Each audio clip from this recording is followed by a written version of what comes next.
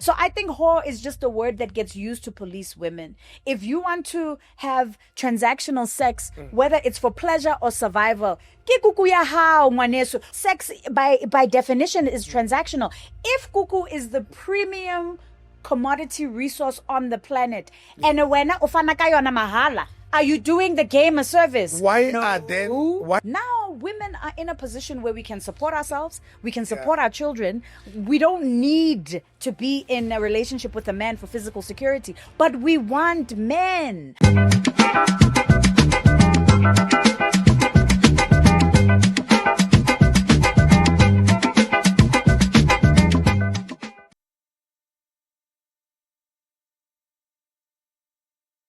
It is said that before entering the sea, a river trembles with fear. She looks back at the path she has traveled, from the peaks of the mountains to the long winding road, crossing forests and villages. And in front of her, she sees an ocean so vast that to enter, there seemed nothing more than to disappear forever. But there is no any other way. The river cannot go back. Nobody can go back. To go back in existence is impossible. So the river has to take the risk of entering the ocean. It is only then that the fear will disappear. It is only then that the river will know that it's not about disappearing into the ocean, but of becoming the ocean. Ladies and gentlemen, very often we are engulfed with fear when we consider the changes that we want to make in our lives. We are quick to want to go back to what we know. We are quick to want to go back to what we know. Even though it was not good, we say it was not bad. It was not bad. But to go back is not possible because life is ever flowing. The universe does not stagnate. Very often we get stuck in the little streams of our lives and we are afraid to dive into the ocean of life. The little stream can be your job, a little stream can be your relationship, a little stream can be your business. But then we are afraid to dive into the ocean, to taste the ocean of love, the ocean of peace, the ocean of beauty, or the ocean of happiness. It's such a great honor, ladies and gentlemen, today that I get to be in conversation with one of my most favorite human beings. I have followed her for some time now. In fact, ever since I was mindful, I've been following her content. An amazing human being, a poet, a playwright, and a cultural producer, an icon is on CMX Network today. Oh. Sis Lebo Mashile, welcome to the show. Such a pleasure to be with you, Sir Max. Thank you so much for having me. I've been looking forward to this. You know, it's been a busy week, but when your producer was like, we want you on, I said, no, I have to talk to you. Because the last conversation we had was amazing. You blew my mind. Yeah. Thank you very much. You know, I'm having chills right now because of the honor that you've bestowed to us. But how have you been? You know, I'd like to ask my guest how they are because there's a lot going on in our country, in the diaspora. I know you are so passionate about the diaspora in the whole world. Ooh, it's an intense time. I feel like since COVID, life has kind of been in acceleration mode. Things have been intensifying on multiple fronts. I don't feel we're in the same world anymore, you know? It's like time is accelerating. The speed at which we have to grow and learn and assimilate information is growing. But also, you know, so are the challenges, so are the blessings. I mean, I am now this year celebrating 25 years of being on stage doing what I do, which is insane to me, you know? Wow. And in that time, I mean, as you were, you know, describing this allegory of the river joining the ocean, I could also see myself. I could also see my journey. When I stand here now, I feel so proud of the skills that I've acquired over the tools that I have at my disposal, over what I'm able to do. But it's been hard won. And there's no end game, you know? There's no end game. It's like the pressure to learn, to adapt, to receive information, to critically analyze that information, especially in this digital era, you know. And I'm excited about the digital era. I think it's amazing. You know, I love seeing how people are taking conversations into spaces. I love how people are now consuming content in a very personal way. I love how, you know, when COVID happened, and I remembered when I did my first performance online, and it was about a week into, you know, hard lockdown. Yeah. And I remember when I connected with the audience online, I was like, oh, okay, I can work. If I can connect with people, I can work, you know? And then working in that space made me realize, Hore, oh, everything that appears on a screen is a TV, you know? The laptop is a TV. The phone is a 100%. TV, you know? So all this training that I had from television now suddenly became incredibly relevant in this space. So it's like, I guess I'm in a phase in my life where I'm realizing that all knowledge is cumulative, but that also doesn't mean that I'm not a beginner as well, you know. And it's interesting, as you know, as an artist, I've always been I guess what you would call a freelancer, like a contract worker, you know. I juggle. I've got multiple clients, multiple, you know, multiple skill sets that I use to be able to earn a living, right? And it's interesting to see with this global economic collapse that we are in, that we've been in that for some time, the shuffling of this global world order. It's like the traditional 9 to 5 it's almost becoming obsolete, you know, for many people who relied on that. So I'm also realizing, okay, being an artist has kind of positioned me in a way that has allowed me to acquire skills and knowledge ahead of the curve, you know. So things that the rest of society is going through, you know, like we've been there. We've had to juggle multiple streams of income. We've had to figure out how to adopt to new technologies. We've had to figure out how to be flexible, how to be agile, how to be adaptable. We continue to, you know, we've had to figure out how to do it in the first economic recession, 2009. We had to figure it out through elections and political upheavals and riots and COVID, and you know. So I mean, every time a crisis comes, I always feel like, oh, this is it. Oh my, you know, you go, and I mean, being an artist, being self-employed, any entrepreneur would know, you go through, there's good times and there's bad times. When you're in the bad times, it feels like the bad times are going to last forever. But when I look back, you know, on my own river, you know, it's like, but I got through that. I got through that curve and I made it here. So this is just a curve. What are the things that keep me consistent, keep me grounded? What is it that becomes tempting to succumb to in the downtimes? When I'm looking back on this downtime, whatever the downtime is, it could be a broke season or a breakup, or, you know, who do I want to be? How do I want to remember my character in this time? You know, that voice, it's a tough one. It's a it's some grown up stuff. You know what I mean? It's I think it's easy to yield to fear. It's easy to yield to your programming. It's easy to yield to your demons. We've all got vices, addictions, whatever it is, you know. It's so easy to lend yourself. It's like that it's that comfort zone, you know. But I think we're living in an era that is telling us to resist all comfort zones. The game is changing everywhere, politically, spiritually, digitally. The platforms are changing. The politics are shifting. So, you know, you have to be aware, you know, and more importantly, I think self-aware. It's like I'm 46 now, you know. I feel like I'm at that place now, like truly midlife, you know. Half of my life is behind me, half of my life is ahead of me, you know. But the beauty of realizing that it's like being a teenager again, but being conscious of it. Do you know what I mean? Like, okay, this is a reset. How do I want to do this with everything that I have and everything that I've learned and everything that I'm carrying inside of me? How do I want to do this journey forward as I get older? You know, how when I'm 86, how do I want to look back on this time? Wow. You've just given me an aha moment. Literally.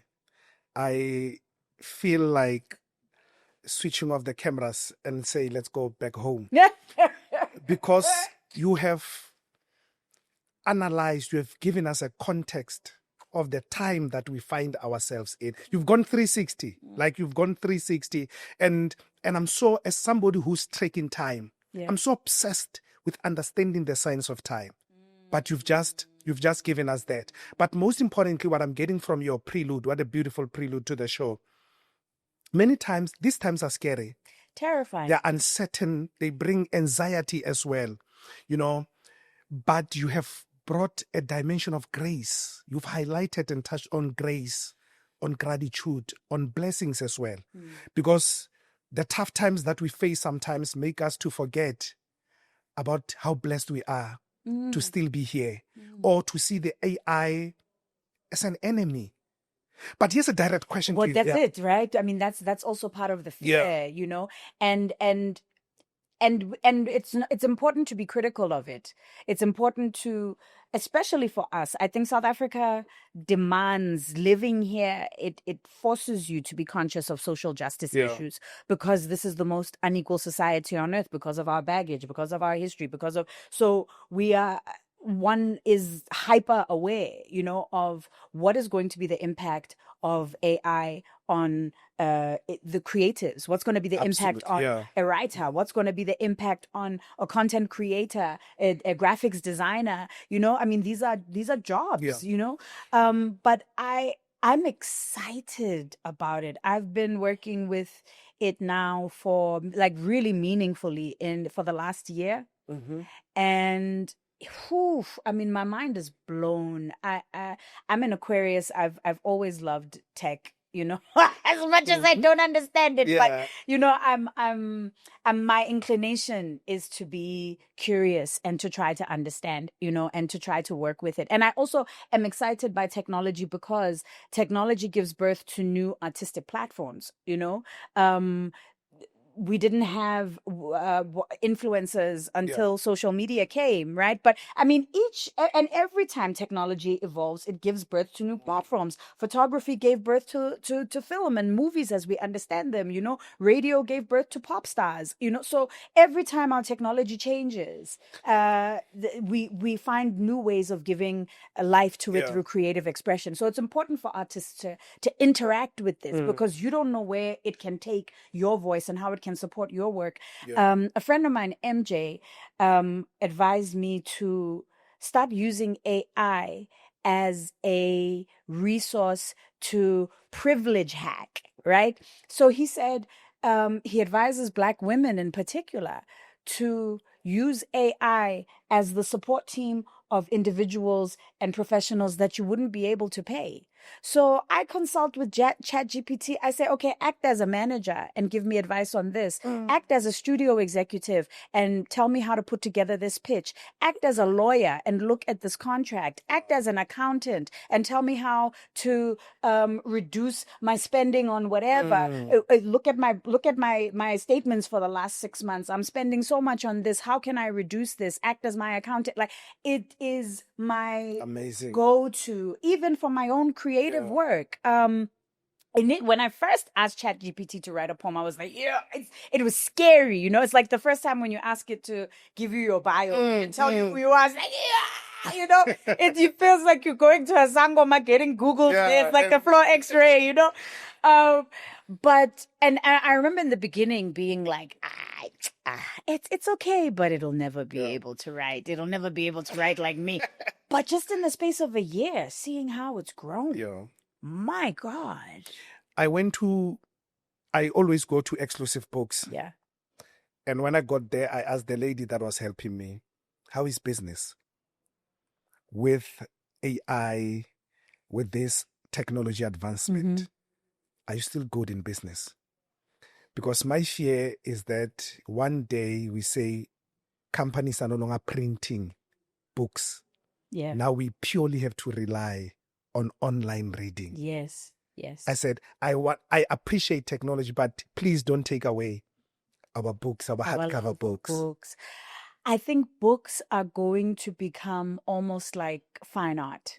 Like collectors of books will be like collectors of sculptures or pictures, or and for me, I like the way that technology collapses time.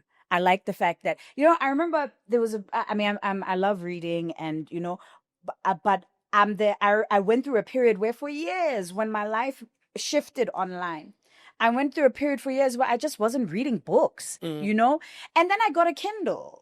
And then when my books were on my tablet, because my tablet was with me, I was reading more. Do you know what I mean? Yeah. So we are actually reading more. Human beings are exposed to more text on a daily basis than they've ever been. And we are actually acquiring new literacies. I was talking about this with the actors from Joburg, from the Market Theatre Laboratory, the Kwasha group, a group of young actors who have just graduated from the Joburg Lab, and they're staging a work that I developed with UJ that deals with South African poetry, but the grade 9 set, the grade 11 set works. And it's been turned into a production, and they are staging it for schools now. They're in preparation rehearsal for that. And, I was saying to them, Hore, this thing of being anxious or insecure about integrating new information into your practice, it blocks you. It blocks you artistically. You have to be able to receive new impulses, new stimuli, new information. When you're a performer, especially, like if it's me and you on stage, this is all we have. Yeah. Your energy is, we are in an exchange, we're in a dance, So I feel it's like that with the entire world. It is terrifying. It is terrifying to think of a world in which we won't have people, going to exclusive books and buying books. But that doesn't mean that we don't have more people who are reading. Yeah. And also developing different kinds of literacies. These young people, I was saying to them, Hore, you have a literacy, like now the digital space demands that we can be able to filter between what's real and what's not, that we can distinguish, So these young people, they are far more literate than we are when it comes to fake news, when it comes to being able to decipher AI generated images, when it comes to being able to see what a scam, these are new literacies that are demanded by this environment. This time, By this time. Now, you're saying in 3 days' time, I'll be 41. And you've been, thank you very much. Thank you very much. When you are young, when you are in your 20s, you're good. You build career. Yeah. You're good, you are happy. Yeah. But I realized when you get to your 40s, you start thinking about how will it end. The 40s are real. Shit is real. I now understand when they say life begins at 40. You've been a freelancer almost all your life. Yes. Doesn't it scares you to imagine at 60, at 70, how you will be when we do not, as freelancers, have some sense of some form of security? When you were a teacher, that when you get to 65, you'll still have, something that you'll have a pension and been pension collected over the last 40 years. How do you contextualize it? Going into that phase of your life. So when I became an artist, and I don't think this is a unique story in South Africa or amongst, Black and brown people, that when I started working, I had to start making a contribution back home, and that became, a primary responsibility for me. Once I got stability, the onus was on me to help my family. And I was doing that, and then I had children. So I've always had to create stability out of chaos. I cannot look at my kids and say, Hore, hey, we're being evicted, we're losing this home where we lived all these years. I cannot look at my child and say, Hore, hey, yeah, unala asthma, but how na chelete ya di pumps this month, and which is not to say that I haven't had rough times. Yeah, I get but I've that. always had to prioritize how do I take this chaos, you know, all this chaos that allows me to earn a living that is inconsistent, clients who don't pay on time, earning income from multiple people, chasing multiple people, delivering to multiple people. How do I take that and turn that into a system that demands, as it demands of everybody else, that you need to pay your bills every month and you need to be accountable and you need to be responsible? I know many artists who are like, I don't have medical aid because I can't pay medical aid every month, or I've never bought a house because I can't pay a bond every month. But, you know, the same artists at the peak of their careers will be driving beautiful cars, you know, traveling, you know what I mean? So there's also a question of priorities. There's a question of, I've realized as well, you know, that my ability to negotiate what I deserve is deeply tied to my self-worth. Please say that again. My ability to say to prospective clients or to, you know, anybody who's interested in working with me, you want to work with me, in order to deliver what it is that you are asking me to deliver, this is what I will require. For me to be able to prioritize your job, for me to be able to fully commit to it, for me to be able to execute it to the level that is going to bring the experience that you want to have, that you are asking me to give you. In order for me to do that, I have to insist on my self-worth. How do It's you hard. how do you enforce that in a world where it's tough to earn a living? Where people say, no, she's playing a diva. She's doing this. And they often do. Aren't you afraid? How do you stand firm? And they often do. In that situation. You know, I've received so much backlash throughout my career. and I guess, I mean, you know, the creative life, I think creatives are born out of a kind of innate ostracism, rejection, isolation, feeling like a weirdo, feeling like you are different, feeling like you are cast out, feeling like you are trying to answer a question that other people around you are not trying to answer, from like small, you know?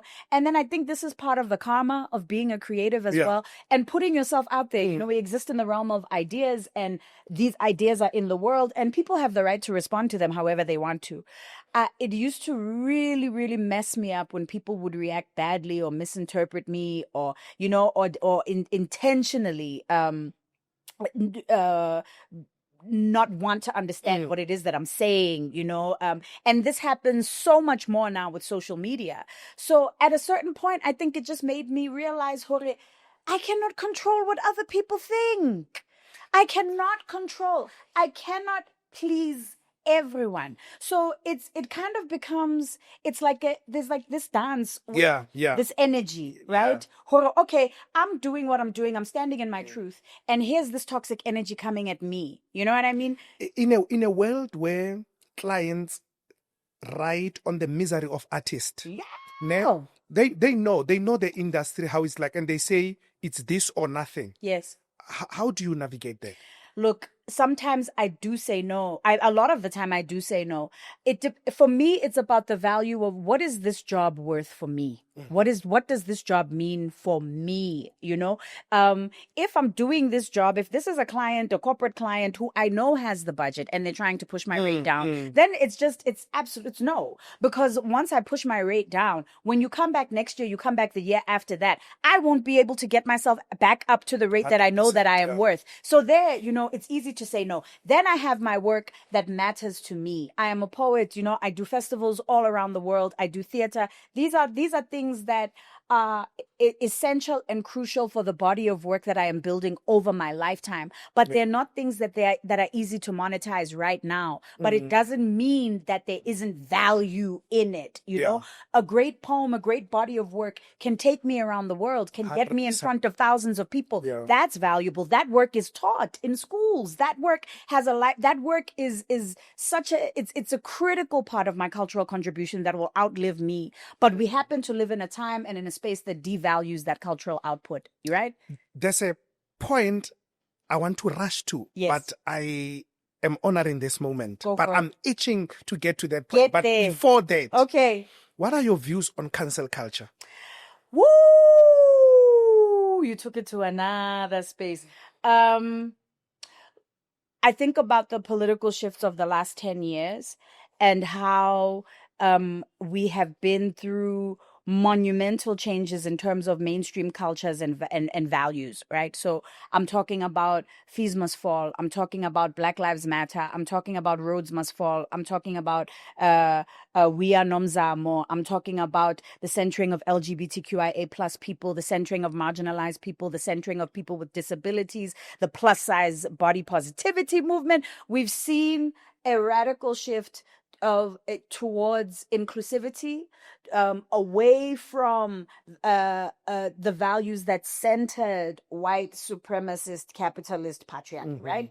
So I think we're living in the backlash of that right now. I mean, the rise of the right wing, many people have said the rise of the right wing is in response to that. Hore, what do you mean? You blacks, you queers, you women, you disabled people, you fat people, you think you deserve to live with dignity. You deserve to be centered, please, you know? So this is now white supremacy kicking back and trying to assert itself. But I personally believe that it's the kicks of a dying horse. You know, how long it will take. You know, it might take our whole lifetime, even our children's lifetime to die, but we're watching it die, right?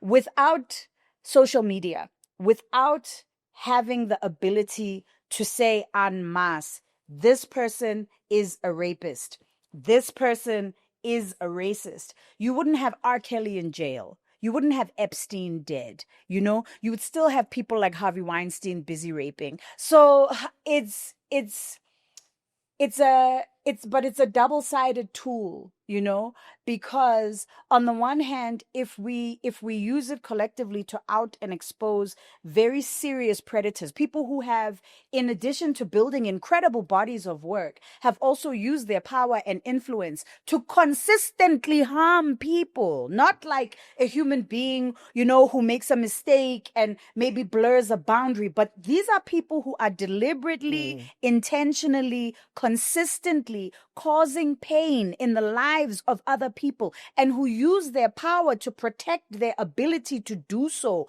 Bopafi and all of these people who are being exposed, who are affiliated with them, right?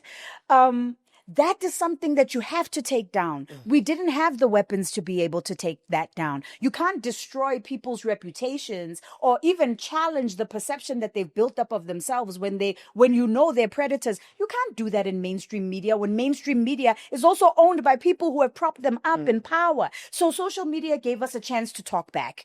It gave us a chance to say, there's the truth we are being told, but here's the truth on these digital streets. We know what's happening. The problem now comes with when that is weaponized just to serve personal petty agendas, you know, when somebody being human and fallible and vulnerable, weak, whatever, you know, I mean, if we can disagree about stuff, you know what I mean, but without that having to deal with that with the same level of violence that you would deal with a serial rapist who's ruining lives, you know. You disagree with me about whatever subject, that's not worth canceling a person for, you know. This brings us to this point, what is known as femininity, but it has now shifted to be known as toxic femininity. Hey, good toxic femininity. What are your views on feminism? Yeah.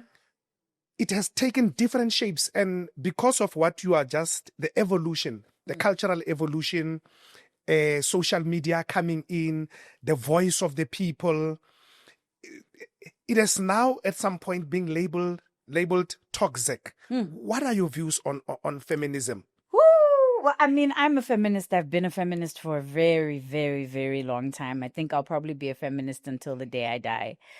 Feminism, to me, as I always come back to the definition that Gloria Steinem, you know, very famous feminist and activist, she says, if you respect and love women and you believe in equality, then you are a feminist, right? So that's my default position.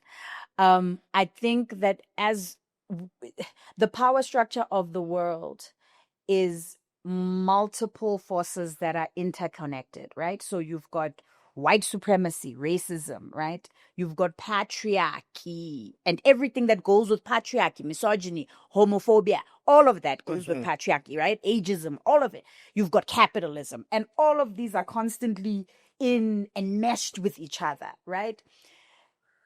So for us, let me say as Black people, right? Black people can readily recognize, or let me say specifically Black men. Black men can readily recognize racism. Yeah. Yeah.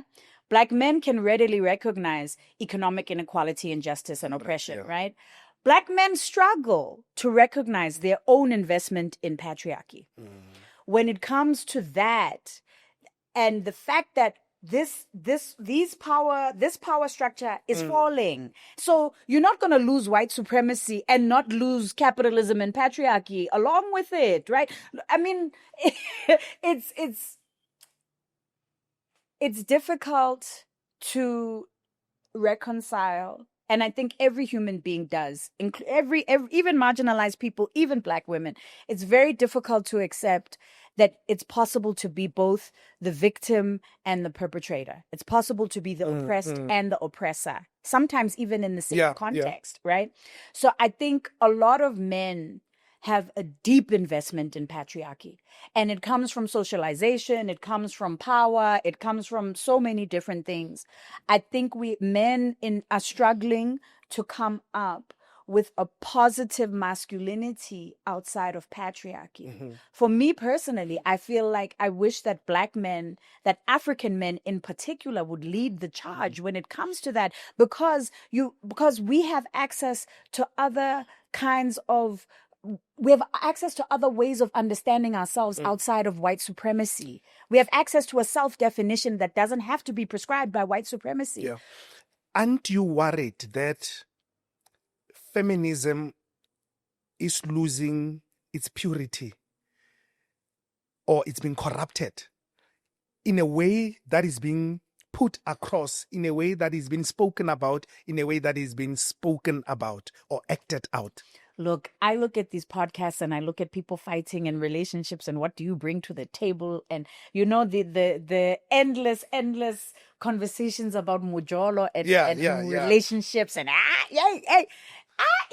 me, I'm tickled by it. I love it. For every podcast you see, with guys complaining about the things that women are saying and women don't want to do this and women don't want to do that, I'm following 10 women who are like, I'm living my soft life. I'm a baddie. I'm celibate. I'm decentering men. Women are working on themselves. We're in an era of awakening. And I'm speaking in broad strokes, right? Generalizations, right? Gross generalizations.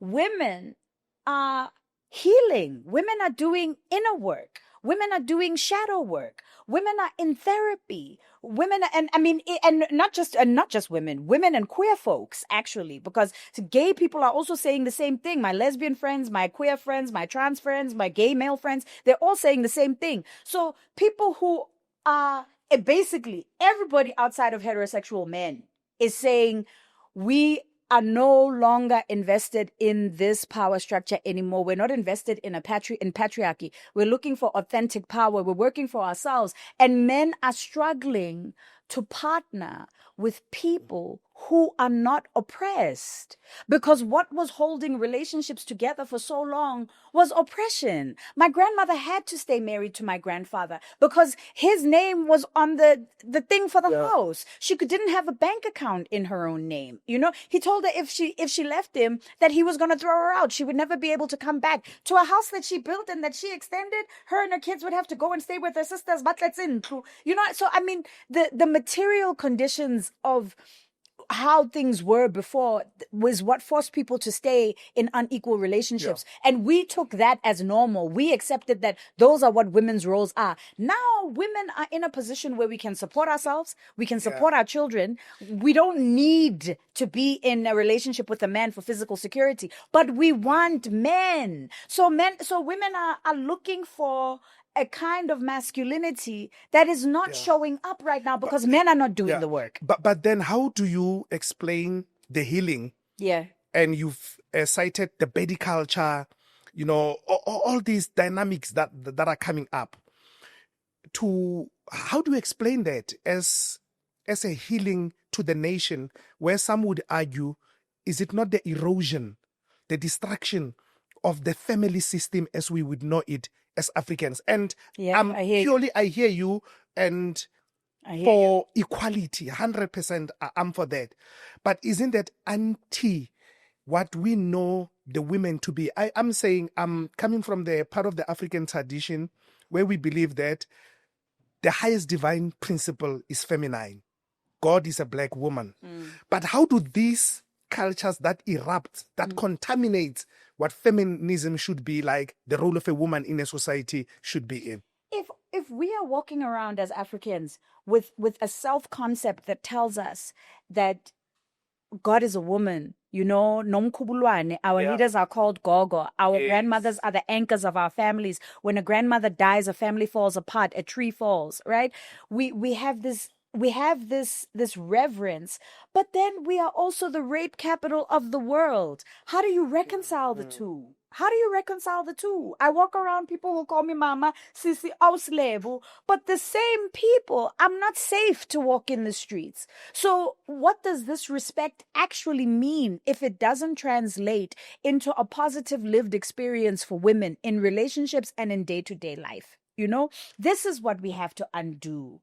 And it's for me, it's the men have been socialized to believe that patriarchy is masculinity.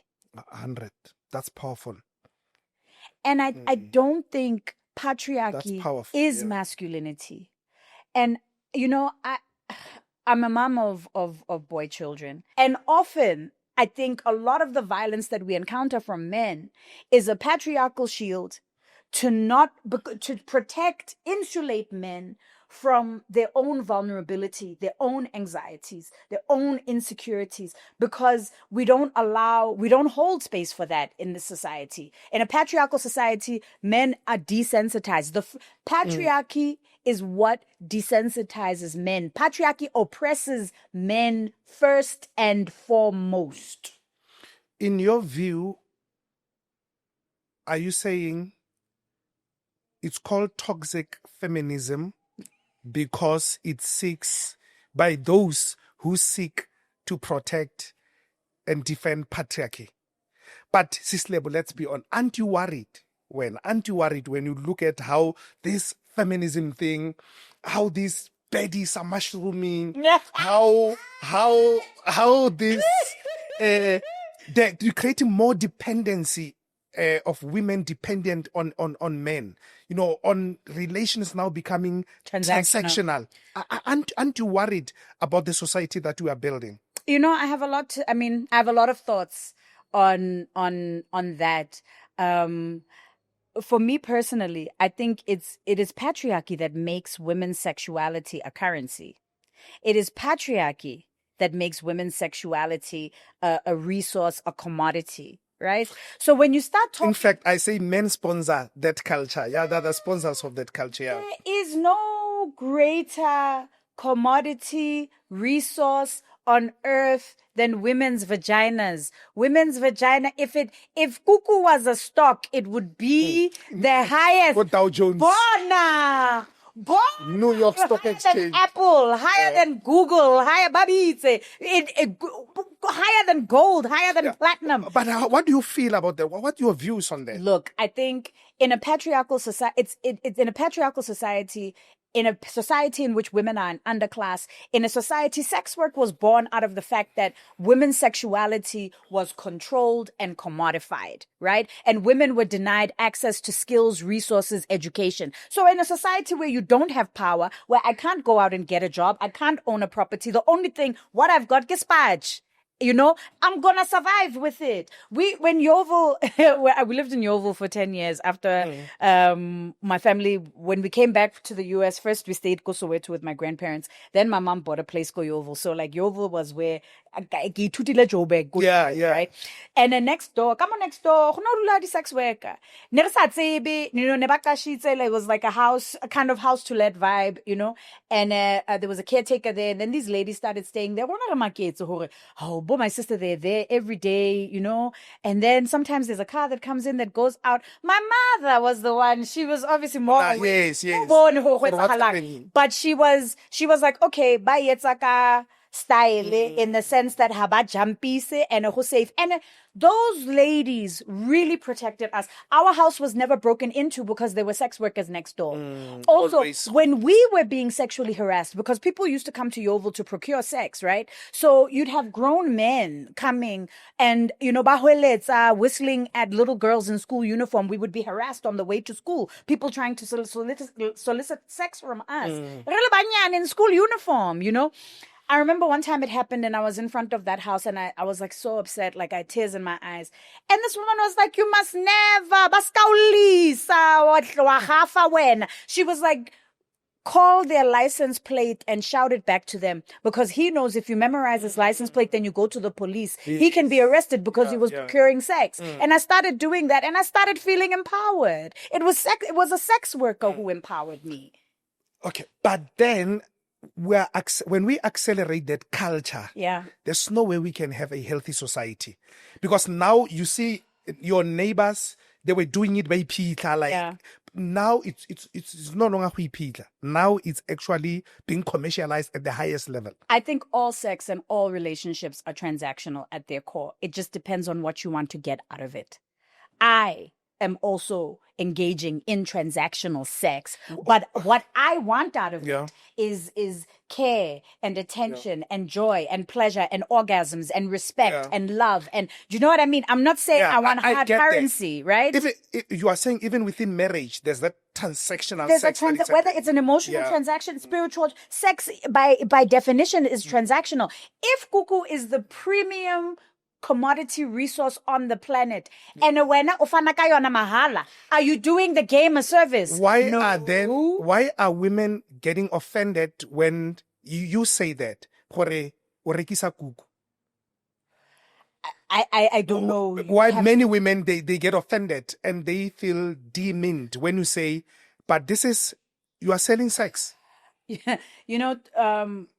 Because being called a bitch or a whore is the stigma that they attach to any woman anytime.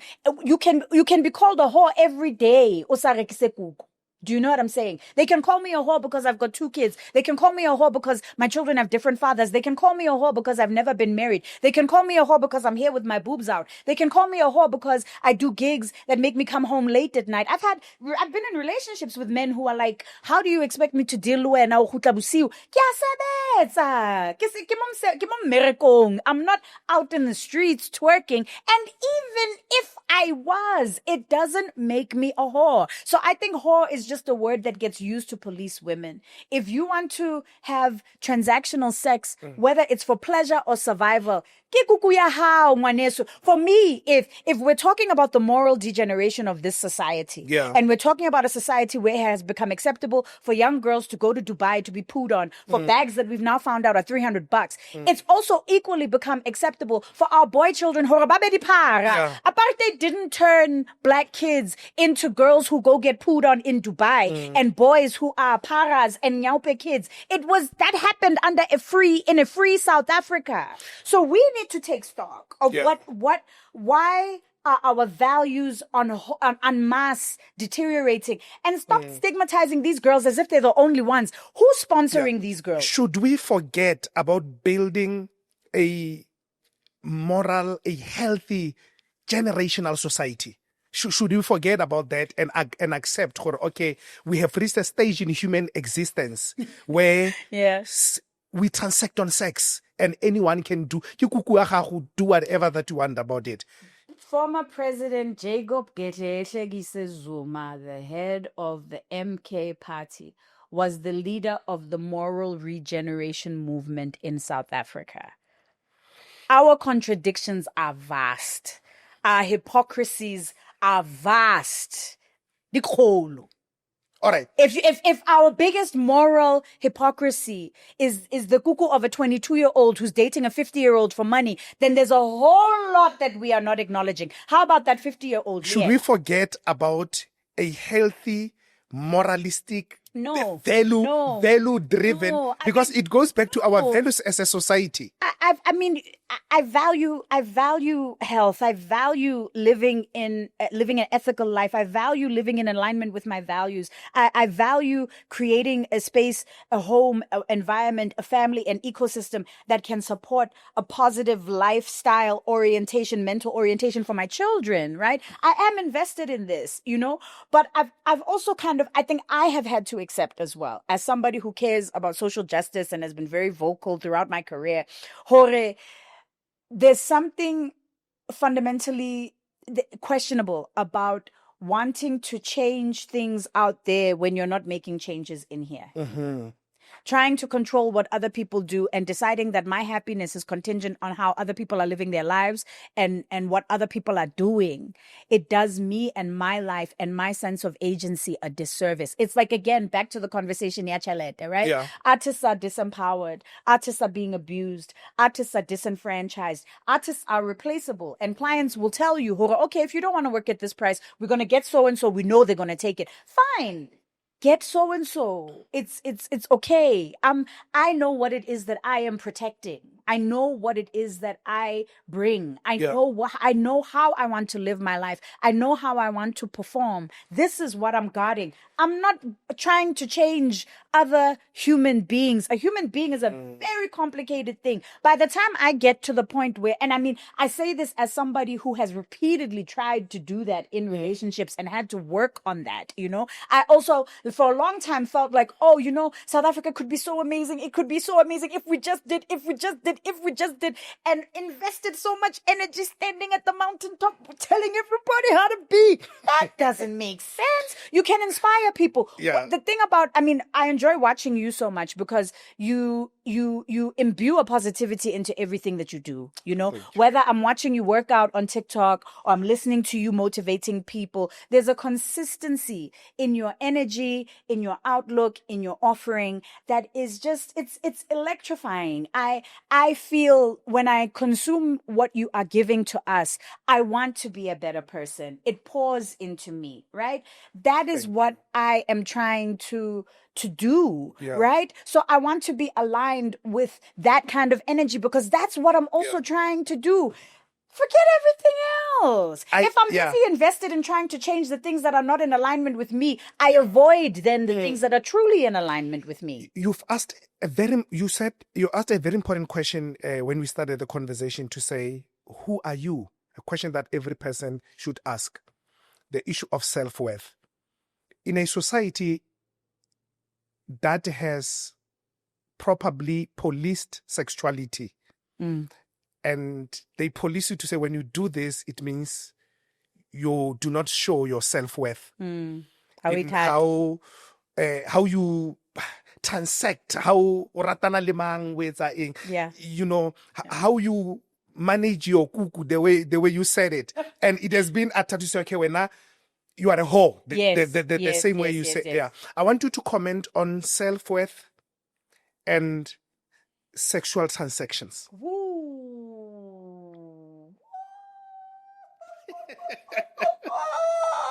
Because that's a measuring stick. Bury me under the bus. Oh my God. Look, I think human sexuality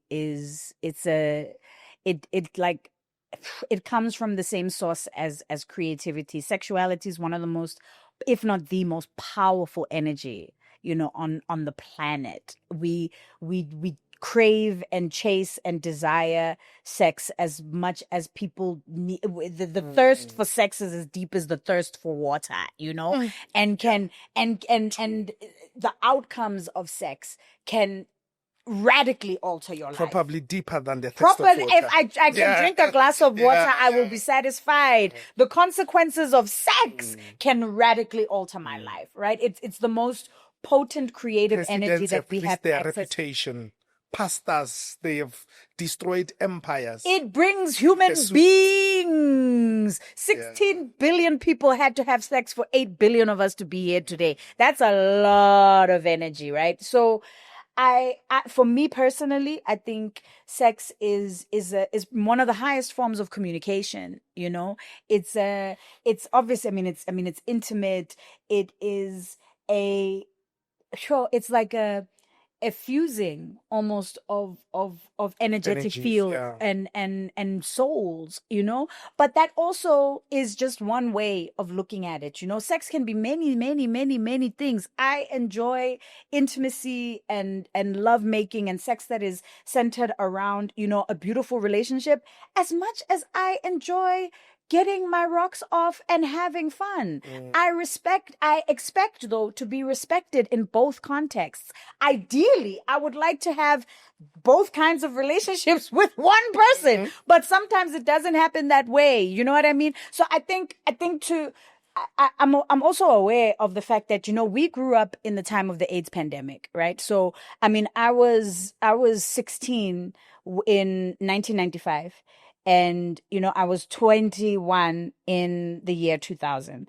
And my mother has a huge family with lots of cousins, and my grandmother had like 8 siblings. So, you know, there was a period of like a 6 or 7 year window where we lost like 13 people, Yeah. you know, under the age of like remember 45. the time, You yeah. know, it was, and to experience that while I was coming into my sexuality as a young person, it's only now in my life that I'm really starting to unpack how so many of my attitudes around sex were shaped by coming of age and coming into my sexuality during the HIV/AIDS epidemic, you know, because we were taught how sex can kill you. You will die if you have sex with the wrong person.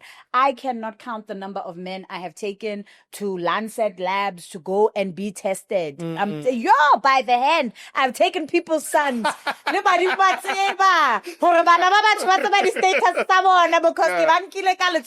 what? You want to chow raw? Yeah, We're gonna go. let's Yeah. go. So you set your standards. You set your standards for your self-worth.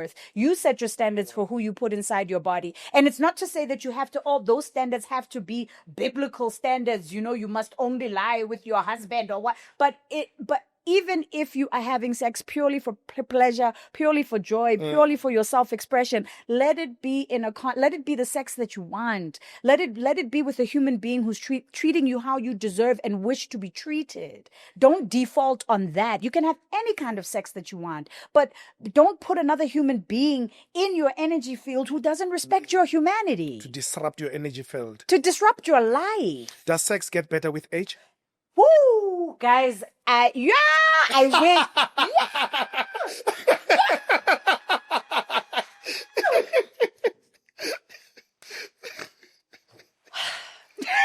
It's incredible. I love aging. Aging is one of the best things that's ever happened to me in my life. I think that's why I think that's why they go out of their way to make women terrified of aging, because the power that comes with aging.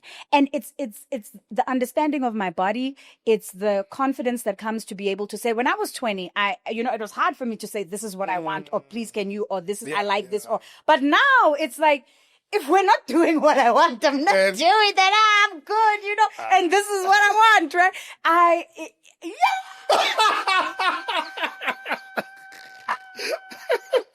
All right. Yeah. Lebo Mashile, always. No, you are definitely one of my favorite human beings. There's a poem you delivered, and you know I told you about in our last radio conversation. I won't quote those lines verbatim, but those lines have carried me. When you said African names are asked for, prayed for, blood is spilled in the name red, warm of liquid spilled on the ground in the name of naming. Yes. Or our names are the ancestors speaking. Yeah. In fact, the dead no more of living. The living dead. That's how I want to close this conversation. There's another one in this piece that I'm working on, Lebana Bayuje. Yeah. I keep coming back to this issue of naming, also because it's so deeply tied with poetry. Poetry didn't land here. Our names are poetry. a spiraling double helix of DNA set to rhythm. Ask me who I am. I will tell you of my fathers, fathers, fathers, fathers, the enemies they eviscerated, the rivers they swallowed, how they befriended rock-faced mountains and kilometers. But it goes. But you know, the essence of that poem is to say that because poetry is often thought of as this very academic, very intellectual, and it is, you know, but poetry also is so essential to our identities. I think this is why South Africa is so badass culturally, because in the crux of our identity formation is poetry, is art, is culture. This is how we understand ourselves. This is how we name ourselves in the world. Thank you for coming to the show. I have just experienced orgasm. Because you're 41. I have you've put me in a state, an orgasmic experience through this conversation. I'm so happy. Beautiful. You've taken me to the ultimate levels of what any conversation, you know, could ever have. Oh, thank you. And please come back to the show. Please come back to the show. No, definitely we're going to come back to the show. Oh, what a pleasure. Thank you for coming to the show, ladies and gentlemen. That's how we come to the end of this episode of Samex Network. Please go out and subscribe.